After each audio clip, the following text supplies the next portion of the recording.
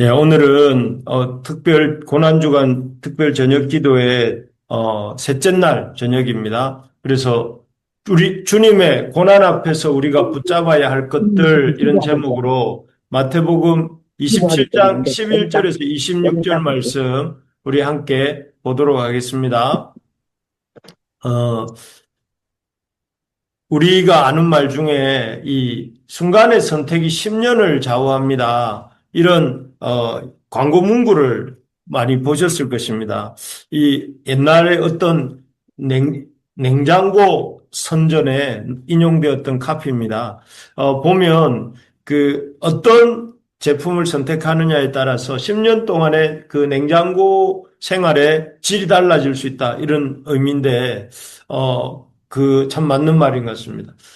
중요한 선택일수록, 이렇게 어떤 선택을 하느냐에 따라서 그 선택이 우리 삶에 영향을 준다는 말이죠. 그래서 중요한 선택을 할 때는 잘 선택해야 된다. 이런 의미인데, 어떻게 하면 우리가 인생의 중요한 순간에, 우리 삶의 중요한 순간이 많잖아요. 뭐 냉장고도 뭐 가전제품이지만 또 오랫동안 써야 되는 제품이니까 중요한 선택이 될 수 있겠지만 그것보다 훨씬 더 중요한 우리 인생의 중요한 선택의 순간들이 많이 오는데 그런 중요한 선택의 순간에 후회하지 않을 선택을 하려면 또 바른 선택을 하려면 어떻게 해야 되는가 하면 평소에 바른 가치관을 가지고 잘 살아야 합니다. 평소에 어떻게 해야 된다고요? 바른 가치관을 가지고 잘 살아야 된다. 그래서 어느 날 바른 가치관을 가지고 살고 있어야 선택의 순간이 왔을 때도 바른 선택을 하게 되는데요. 어떤 집에 불이 났습니다. 그래서 그 집 여주인이 겁에 질려서 뛰쳐나왔다가 다시 갑자기 불 속으로 용감하게 이렇게 뛰어들어갔습니다. 그리고 이렇게 가슴에 기금속이 든 상자를 안고 나오면서 휴, 이제 살았다. 귀걸이, 목걸이, 팔찌, 보석 다 찾았다. 천만다행이야. 휴 하고 큰 숨을 내쉬었습니다. 그때 누군가가 소리를 쳤습니다. 여보세요. 저기 창가에 아이들이 있어요. 이렇게 돌아보니까 그 여인의 보석 상자를 들고 나온 여인의 아이들이었습니다. 여인은 깜짝 놀라서 발을 동동 구르면서 몸부림을 쳤습니다. 그렇지만 때는 이미 늦었습니다. 왜냐하면 불이 너무 이렇게 활활 타올랐고 아이들은 불 속에서 결국 목숨을 잃고 말았습니다. 만약에 참 안타까운 일인데 만약에 처음부터 이 여인이 이 들어갔을 때 보석 상자가 아니라 그 아이들을 데리고 나왔더라면 어떻게 되었을까요? 아이들이 살 수 있었을 것입니다. 그런데 이 여인의 생각은 잠재적인 생각은 자신에게 제일 중요한 거는 보석이라고 생각했던 것 같아요. 집에서. 보석 상자가 제일 중요하다고 생각했기 때문에 평소에 그 생각대로 급한 상황이 발생하니까 그것부터 챙기게 된 것이죠. 보석 상자부터 챙기게 된 것입니다. 이처럼 우리가 중요한 선택의 순간에 바른 선택을 하려면 평소에, 앞에서도 말씀드렸죠. 평소에 바른 가치관을 가지고 살아야 됩니다. 평소에 바른 가치관을 살고 그 가치관대로 또 그렇게 살아야 됩니다. 그래서 내가 평소에 내 자녀가 중요하다 생각을 해야 되고 그 자녀를 또 소중하게 생각하면서 사는 사람이 위기 시에 또 자녀를 챙길 수가 있는 것이죠. 오늘 본문에도 평소에 이 잘못된 가치관을 가지고 살다가 이렇게 결정적인 순간에 이 잘못된 선택을 한 사람들이 나옵니다. 오늘 본문에 보면 예수님의 어떤 십자가 지시로 끌려가시는 그 순간에 잘못된 선택을 하고 있는 사람들을 볼 수가 있는데 이 잘못된 선택으로 말미암아서 그들은 길과 진리, 생명이 되시는 예수님을 놓쳐버리고 지푸라기 같이 헛된 것들만 붙잡게 되는 참으로 허무하고 허망한 참 선택을 하는 사람들을 보게 되는데 먼저 이제 첫째 부류는 누구냐면 대제사장과 서기관 장로들입니다. 대제사장과 서기관 장로들입니다. 지난 주일날 이 사람들은 뭘 붙잡냐면은 앞에서 보면 메시아를 붙잡아야 되는데 이 사람들은 자기 자신을 붙잡습니다. 어, 결정적인 순간에 붙잡아야 될 것이 메시아인데 그 메시아는 안 붙잡고 자기 자신을 붙잡아서 이렇게 붙잡는 선택을 하는데 왜 이 사람들이 그렇게 자기 자신을 붙잡고 메시아를 놓치게 되는가 하면은 지난 주일날부터 이렇게 계속 지지난 주일입니까?부터 계속 말씀드린 것처럼 예수님이 고난주간 중에 화요일 되는 날에 계속해서 포도원 품꾼 비유 들어보셨죠?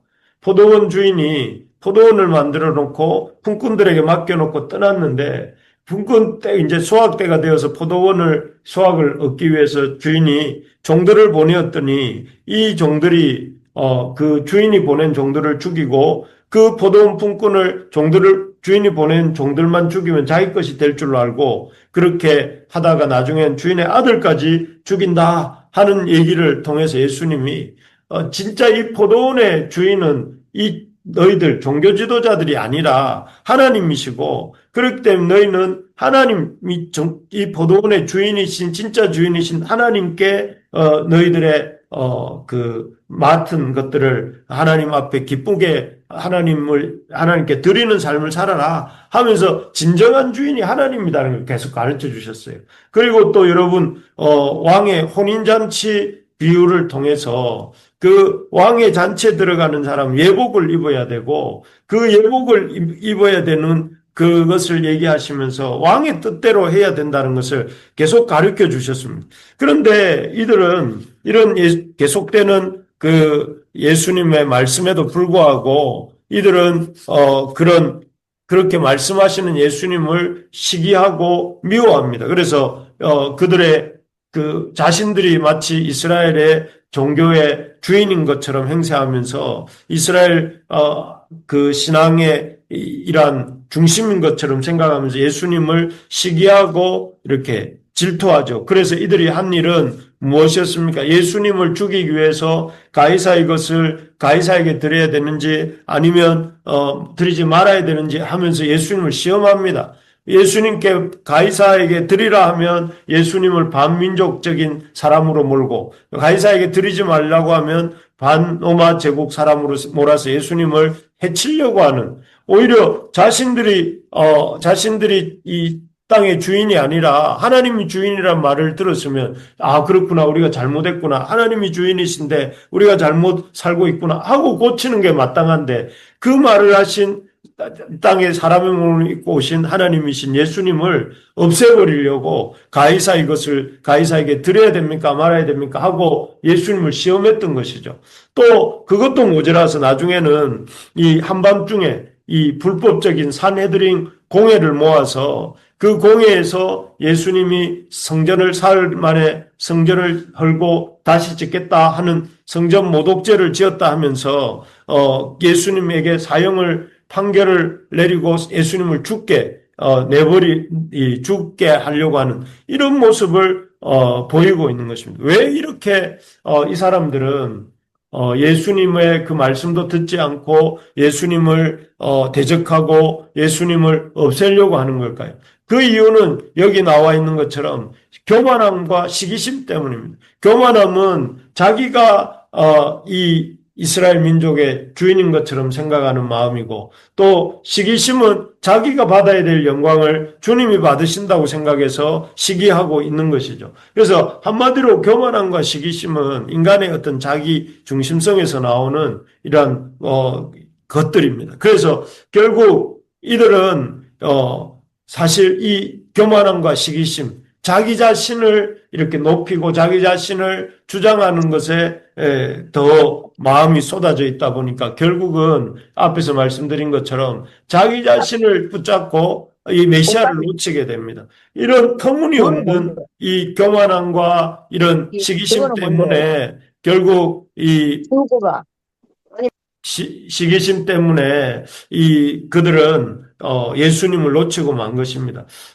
사실 이들만의 문제가 아니라 우리 역시도 이 교만과 시기심이 우리의 문제이기도 합니다. 우리가 참 놀라운 사실은 뭐냐면 우리는 피조물에 불과한데도 마치 우리가 하나님이라도 되는 것처럼 이 온 세상에 온 우주에 온 모든 사람들의 중심이 되고 싶어 하는 그런 마음이 그렇게 또 살고 싶어 하고 그렇게 사람들이 인정해 주기를 바라고 그래서 사람들이 나를 그렇게 세계의 중심처럼 우주의 중심처럼 대접해 주지 않으면 그것에 대해서 시기하고 질투하고 그것이 실제로 하나님의 아들 예수님이라 할지라도 그 존재를 없애버리면서까지라도 내가 높아져야 되겠다고 생각하는 그 종교 지도자들이 갖고 있었던 교만과 시기심이 우리에게도 있다는 것입니다. 그렇기 때문에 우리가 참 주님 앞에서 이 자기 자신을 이렇게 붙잡는 것이 아니라 메시아를 붙잡기 위해서 이 고난 주간에 우리가 깨달아야 될 것은 우리는 한낱 피조물에 불과하다 하는 것을 우리가 기억해야 됩니다. 우리는 하나님의 지으신 물론 하나님의 형상을 따라 하나님의 영광으로 우리가 지어진 존재이지만 우리는 하나님이 지으신 피조물이다 하는 것을 겸손하게 인정하고 우리 주님이 주님이시고 나는 그 주님의 백성이다 하는 사실을 우리가 겸손하게 인정하고 그 자리로 돌아가는 그런 고난주간이 되기를 축복합니다. 여러분 우리는 세상의 중심이 아니에요. 우리는 우주의 중심도 아니에요. 우리는 모든 사람의 중심도 아니에요. 우리는 주님의 사랑받는 자녀이지만 우리는 주님의 그 지으신 피조물이고 주님의 형상을 따라 지어진 존재이며 그렇게 하나님의 형상을 드러내는 삶을 살 때에 행복을 누릴 수 있게 되어 있는 그런 존재라는 것입니다. 우리가 이 사실을 깊이 생각하면서 이 종교 지도자들처럼 예수님을 놓치지 않는 자기의 자신을 붙잡느니라 이렇게 예수님을 놓치는 메시아를 놓치는 하나님을 이렇게 대적하는 자가 되지 않기를 바랍니다. 두 번째로 보면 이 두 번째 부류의 사람은 빌라도라고 할 수 있는데 이 빌라도는 붙잡아야 될 것들을 붙잡지 못하고 놓치는데 그게 뭐냐면 앞에서도 말했지만 이 진리를 붙잡느냐고 진리를 놓칩니다.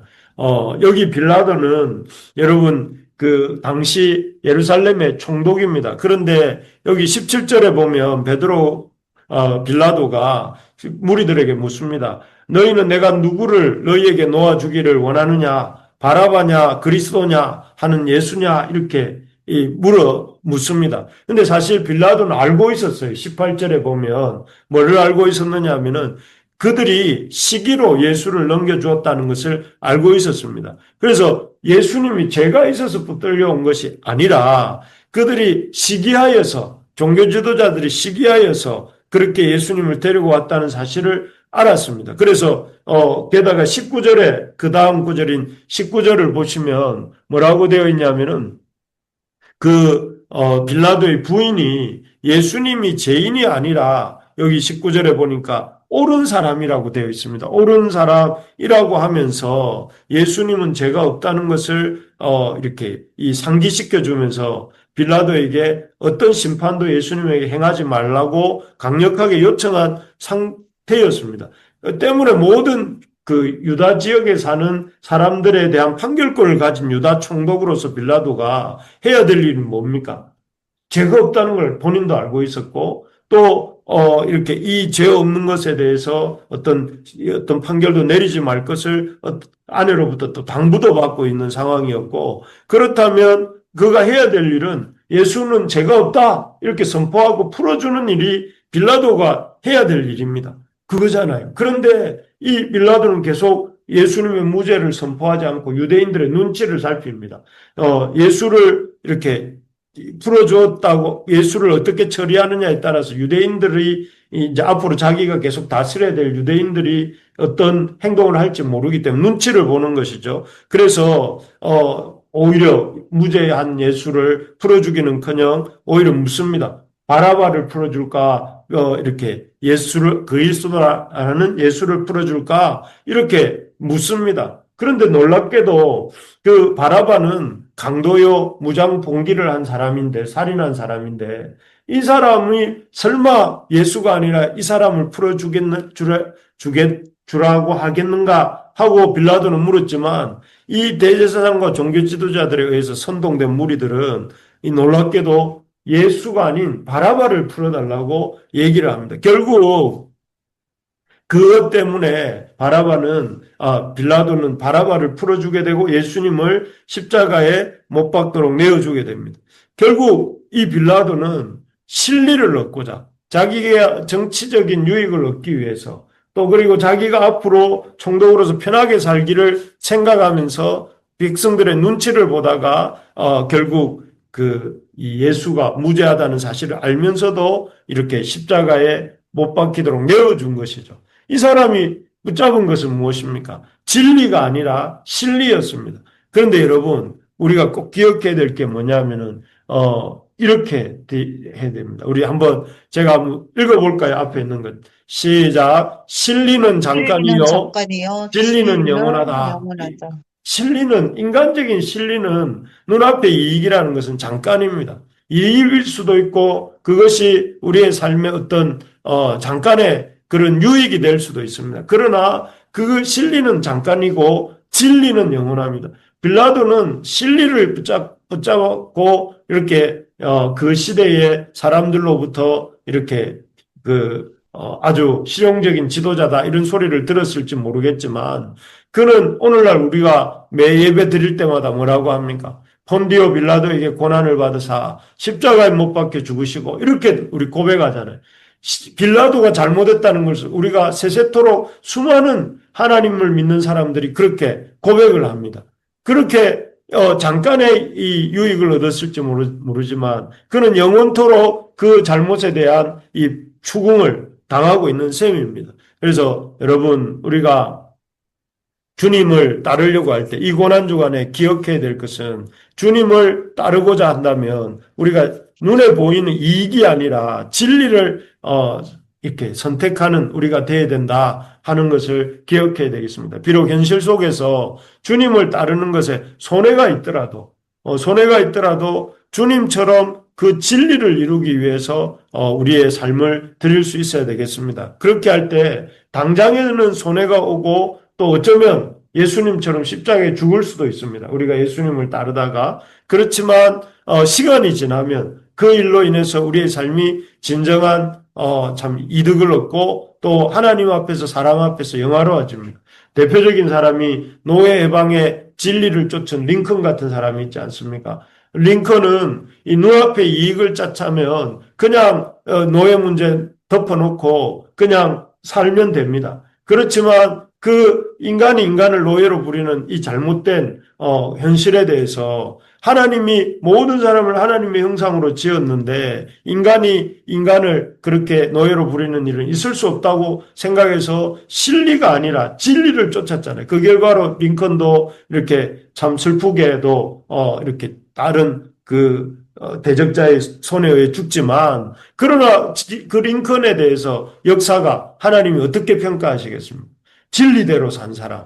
그로 인해서 그의 이름이 높아지고 하나님의 영광이 나타나는 그런 인생을 산 것이죠.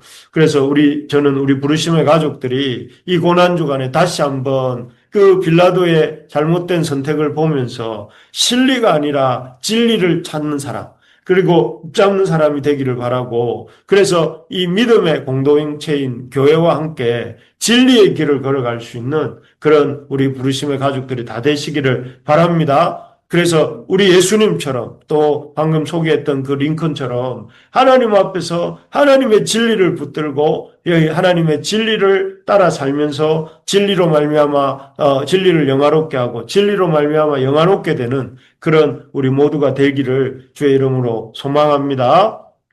마지막으로 이렇게 세 번째 부류의 사람은 군중들입니다. 이 군중들은 한마디로 무식함으로 이렇게 진리를 놓친 사람들입니다. 거꾸로 말하면 자신들의 무식함을 밀어붙이다가 진리를 놓치는 사람이고 이 사람들이 잡았어야 될 것은 자신들의 무지함이 아니라 진리를 붙잡았어야 된다 하는 것입니다. 여기 이 사람들의 행태를 보면 이렇습니다. 마태복음 26장 20절에 보니까 여기에 보면 26장 20절에 보니까 이렇게 되어 있습니다. 27장입니다. 총독이 대답하여 이르되 21절입니다. 총독이 대답하여 이르되 둘 중에 누구를 너희에게 놓아주기를 원하느냐? 이르되 바라바로소이다. 빌라도가 이르되 그러면 그리스도라 하는 예수를 내가 어떻게 하랴? 그들이 다 이르되 십자가에 못 박혀야 하겠나이다. 여기에 보면 군중들이 일관되게 뭐라고 하는가 하면 살인자 바라바를 풀어주고 또 예수를 십자가에 못 박으라고 외치고 있습니다. 참으로 이렇게 이 아주 일관되게 예수를 죽이라고 이렇게 말하고 있습니다. 하지만 이들이 십자가에 예수를 십자가에 못 박으라고 하는 이유가 있습니다. 그것은 바로 여기 20절에 보면 그들의 생각으로 한 것이 아니고 대제사장들과 장로들이 무리를 권했기 때문에 그렇게 했습니다. 그래서 바라바를 달라하게 하고 예수를 죽이자 하라고 장로들, 대제사장과 장로들이 그 무리들을 이렇게 충동했기 때문에 그들이 이렇게 말하고 있습니다. 그래서 참 얼마 전까지만 해도 이 사람들은 월요일 날 그 주일날 종료주일이지 않습니까? 지금 이 본문의 이야기는 목요일쯤입니다. 그러니까 불과 한 3, 4일 전만 해도 이 사람들은 종료주일 날 예수님이 입성하시는 모습을 보면서 호산나 호산나 다윗의 자손이여 하면서 소리치면서 예수님을 찬양하면서 예수님을 이렇게 환대했던 사람들이에요. 근데 이 사람들은 지금 얼마 지나지도 않아서 어디로 붙어 있습니까? 대제사장과 장로의 편에 붙어서 예수를 십자가에 못 박아야 된다 하면서 그 살인자 바라바보다 더 못한 사람 취급을 예수님을 하고 있습니다. 얼마 전에 호산나 호산나 했던 사람들이 어느새인가 예수님을 향해서 이렇게 살인자보다 못한 취급을 예수님께 하고 있는 참 이런 돌변하는 모습을 보면서 여러분 사람이 그런 존재입니다. 사람은 오늘 앞에서 참 이렇게 나를 높이다가도 뒤돌아서서 나를 이렇게 땅바닥에 패대기 칠 수도 있는 그런 존재이기 때문에 여러분 너무 우리가 이런 사람이 되지 말아야 되겠고 동시에 우리가 사람의 평가에 너무 이렇게 업 앤 다운 하면 안 되겠습니다. 사람들이 이렇게 어떻게 하든지 간에 우리는 주님을 바라보고 주님의 평가를 기대하면서 뚜벅뚜벅 걸어갑시다. 어쨌든 이렇게 이 사람들이 왔다 갔다 하는 이유가 뭘까요? 그렇다면 왜 월요일 날은 주일 날은 그렇게 예수님을 높이다가 지금은 또 이렇게 예수님을 죽이라고 큰 소리를 치고 있는 이런 돌변의 그 이유가 무엇일까요? 그 이유는 우리 앞에 오늘 찬송가 불렀지 않습니까? 시작하면서 예수님은 누구신가 하면서 우리 찬송가를 불렀는데 그것에 대한 바른 지식이 없었기 때문에 예수님에 대한 바른 지식이 없으니까 예수님에 대한 태도가 그렇게 왔다 갔다 하는 것입니다. 여러분, 우리가 자주 하는 말이잖아요. 지식이 없는 신앙은 맹신과 광신에 빠질 수밖에 없습니다. 맹목적인 신앙에 빠지든지 아니면 지나친 신비주의에 빠질 수밖에 없습니다. 하나님을 이렇게 제대로 아는 지식이 없으면 바른 신앙이 세워질 수가 없습니다. 오늘날 한국교회가 잘못된 사상이나 잘못된 지도자들에 의해서 휘둘리고 있는 이유가 무엇입니까? 저 광장에 나아간 기독교가 온 사회로부터 욕을 먹고 있는 이유가 무엇입니까? 그 이유는 다른 데 있는 것이 아니라 여호와를 아는 지식이 없기 때문에 그렇습니다. 이 예수님이 어떤 분이신지를 아는 지식이 없기 때문에 그렇습니다. 그래서 여러분 이 무식함이 이 사람들이 군중들이 예수님을 놓친 이유는 그들의 무식함 때문입니다. 그들의 무식함, 어떤 무식함이냐면 예수 그리스도에 대한 무식함이 이 참 진리이신 예수님을 놓치게 된 이유였습니다. 우리가 이 고난주간에 예수님에 대해서 참 이렇게 우리 이 군중들의 길을 가지 않으려면 우리가 성경을 하나님 말씀을 더 잘 읽고 그 말씀을 더 배우고 또 그 말씀 안에 참 더 깊이 더 풍성하게 알아가는 우리가 되기를 소망합니다. 한국교회의 소망은 하나님 말씀에 있습니다. 한국교회의 소망은 어떤 지도자나 어떤 교회에 있는 것이 아니라 하나님의 말씀을 묵상하고 하나님의 말씀에 있고 하나님의 말씀을 읽고 묵상하고 그 말씀대로 살려고 하는 사람들에게 한국교회의 소망이 있다고 저는 믿습니다. 그래서 우리 부르심의 가족들이 참 이 고난주간에 이 고난의 길을 걸어가신 주님 또 그 고난의 길을 놓치고 있는 이러한 무리들의 모습을 보면서 우리의 가야 할 길을 이렇게 잘 정리하면 좋겠습니다. 말씀을 맺겠습니다. 오늘 참 순간의 선택이 10년을 좌우한다고 했던 것처럼 중요한 순간에, 중요한 선택의 순간에 잘못된 선택을 하지 않으려면 우리가 어떻게 해야 되는가 하는 것들을 보았습니다. 우리가 붙잡아야 될 것은 첫째는 자기 자신보다 메시아를 더 붙잡아야 된다. 우리 자신이 중심이 아니라 하나님이 중심이라는 사실을 알아야 된다. 그래서 두 번째로는 진리보다는 진리를 붙잡아야 된다. 눈앞에 보는 이익이 아니라 예수님을 붙잡는 우리가 되어야 되겠다. 그래서 또 무식함이 아니라 진리를 붙잡는 우리가 되어야 된다. 그래서 좀 더 우리가 주님을 알아가고 주님을 깊이 붙잡는 그런 우리 이 고난주간 셋째 날 저녁이 되기를 소망합니다. 그래서 오늘 기도하는 중에 주님께서 참 우리를 인격적으로 만나주시고 경험케 해주시는 그런 은혜가 있기를 소망합니다.